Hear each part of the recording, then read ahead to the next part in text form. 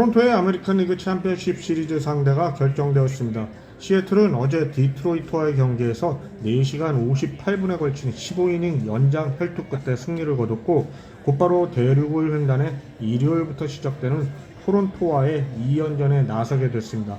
양 팀은 올 시즌 정규 시즌에서 총 6차례 맞붙어 토론토가 4승 2패로 우위를 점했지만, 이 경기들이 4월과 5월 초반에 치러졌기 때문에 이번 시리즈에는 큰 영향을 미치지 않을 것으로 보입니다.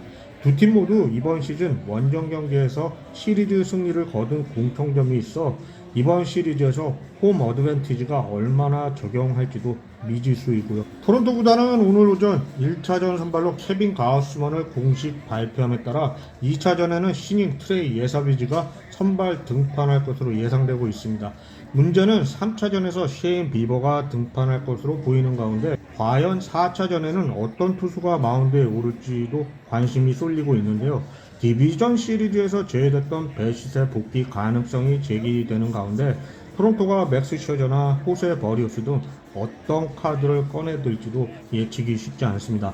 시리즈 포맷상 토론토는 홈에서 1, 2차전을 치른 뒤 시애틀 원정 3연전을 이어가야 하기 때문에, 만약 홈에서 시리즈 흐름을 내주는 상황이 온다면 3차전과 4차전 선발 투수들의 책임이 더욱 막중해질 수 있어 구단 입장에서는 꽤 고심이 될 것으로 보입니다.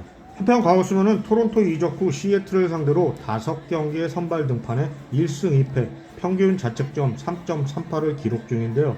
이적 직전까지의 기록을 포함하면 통산 12경기에서 2승 4패, 평균 자책점 2.94로 나쁘지 않은 성적을 남겼지만, 최근 기록만 놓고 보면 다소 아쉬운 모습입니다. 2차전 선발로 예상되는 트레이 예사비지는 시애틀을 상대한 경험이 없어 어떤 결과를 만들어낼지 예측하기 어려운 상황인데요.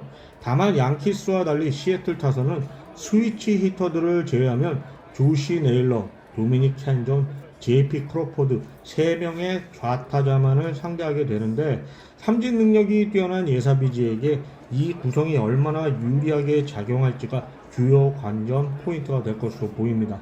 특히 전날 디트로이트의 스쿠발이 시애틀을 상대로 무려 13개의 삼진을 잡아내는 등 강력한 모습을 보였지만, 삼진 유도에 의존한 탓에 투구수가 많아지면서 6이닝 소화에 그쳤던 점은 주목할 필요가 있겠습니다.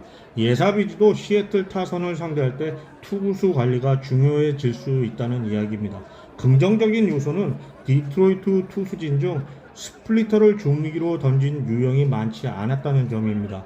예사비지처럼 스플리터 활용도가 높은 투수가 나올 경우 시애틀 타선이 어떤 반응을 보일지는 흥미로운 관전 요소입니다. 참고로 전날 스쿠버를 상대로 멀티히트를 기록했던 조시 네일러는 좌우 투수를 크게 가리지 않는 유형이기 때문에 토론토 입장에서 그를 상대로 더욱 신중한 접근이 필요해 보이고요.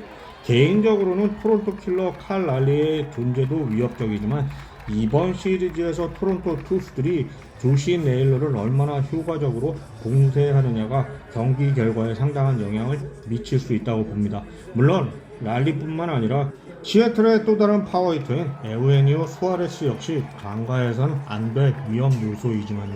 이제 시애틀의 선발진을 살펴보겠습니다. 이번 포스트 시즌이 시작되기 전까지 많은 전문가들은 시애틀의 가장 강력한 선발 로테이션을 가진 팀으로 꼽았는데요. 실제 지표를 보면 그렇게 압도적이라고 보기에 뭔가 아쉽지 않나 싶습니다. 시애틀 선발의 팀 ERA는 메이저리그 전체 13위에 불과합니다. 그러나 삼진 개수에서는 전체 2위, 이닝당 출루 허용률 역시 4위에 올라있어 핵심 지표에서는 여전히 강한 면모를 보이고 있지만요. 반면 피안타율은 11위, 피안타 수는 전체 17위로 중위권 수준이며, 이는 토론토 선발진과 크게 다르지 않은 수치입니다. 흥미로운 점은 타선의 맞대결인데요.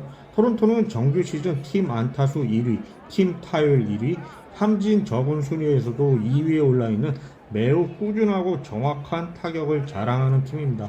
이런 토론토 타선이 시애틀의 삼진 능력 높은 선발진들과 맞붙었을 때 어떤 결과가 나올지는 큰 관심사입니다. 특히 시애틀 타자들은 삼진율이 거의 양키스 타선 수준에 근접해 있어 이 점도 토론토 투수진들이 전략을 세울 때 반드시 고려해야 할 부분이고요. 불펜 전력만 비교하면 시애틀 쪽이 약간 우위에 있다는 평가가 있지만 변수는 소모입니다. 토론토 불펜은 스케줄에 맞춰 충분한 휴식을 취한 반면 시애틀은 디비전 시리즈 5차전까지 가는 치열한 승부를 치른 데다 연장까지 가는 접전 속에서 불펜진에 큰 출혈이 있었으니까요. 더구나 시애틀은 토요일 새벽까지 경기를 치르고 바로 비행기를 타고 대륙을 횡단, 하루 만에 1차전을 준비해야 합니다. 최소한 1, 2차전에서의 피로 누적이 변수로 작용할 가능성이 있다는 점은 무시할 수 없습니다. 게다가 시애틀은 연장전에서 원래 1, 2차전에 선발로 예상했던 루이스 카스티오와 로건 길버트까지 마운드에 올리는 강수를 두었었고 이로 인해 이들의 등판 일정에도 영향을 줬습니다. 현재로서는 브라이스 밀러가 1차전, 카스티오가 2차전, 그리고 길버트 혹은 5차전 선발이었던 조지 커비가 3, 4차전 선발로 나설 가능성이 점쳐지는데요. 여기에 부상으로 디비전 시리즈를 건너뛴 브라이언 우가 시리즈 중반쯤 로테이션에 합류할 것으로 보이는데 전체 로테이션 운영은 여전히 불확실한 상태입니다. 또 하나의 변수는 시애틀의 이동 일정입니다. 원래 토요일 오전에 도착 예정이던 팀 비행기가 지연되면서 저녁에야 토론토에 도착할 수 있게 되었다고 하네요. 그로 인해 오늘은 가벼운 워밍업조차 어려워졌고 본격적인 훈련은 일요일이나 되어서야 가능할 것으로 보입니다. 정규 시즌에서의 상대 전적을 보면 토론토는 시애틀 선발진을 상대로 강한 면모를 보였는데요.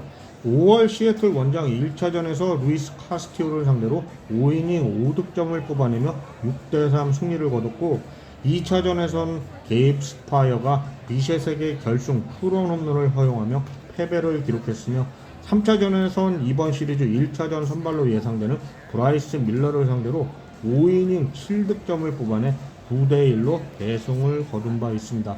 또한 토론토는 로건 길버트를 상대로도 홈과 원정을 가리지 않고 강한 모습을 보였으며 조지 커비는 아직 샘플 사이즈가 적긴 하지만 토론토 타선을 상대로 과연 얼마나 버텨줄 수 있을지 모르겠습니다. 브라이언 우에 대해서는 사실 예측하기 어려운데요. 부상 복귀 직후 컨디션을 완전히 되찾을 수 있을지가 관건이기 때문입니다. 현재까지 나온 정보와 시리즈 흐름을 종합해보면 시애틀은 적어도 1, 2차전에서 준비가 부족할 수밖에 없는 상황이고 이 점이 초반 경기 흐름의 변수가 될 수 있겠습니다. 토론토로서는 홈 1, 2차전에서 최소 1승, 가능하다면 2승을 모두 챙겨 시리즈 우위를 확보하는 것이 중요하겠고요. 이후 원정 3연전이 기다리고 있기 때문에 홈 어드밴티지를 살리는 것이 시리즈 전체의 흐름에 결정적일 수 있으니까요. 물론 시애틀은 강팀이고 플레이오프에서는 단순한 피로 누적만으로 결과가 쉽게 바뀌지는 않습니다. 따라서 결과를 예측하기는 여전히 어렵고요. 마지막으로 보비셋에 대한 업데이트를 하고 마치겠습니다.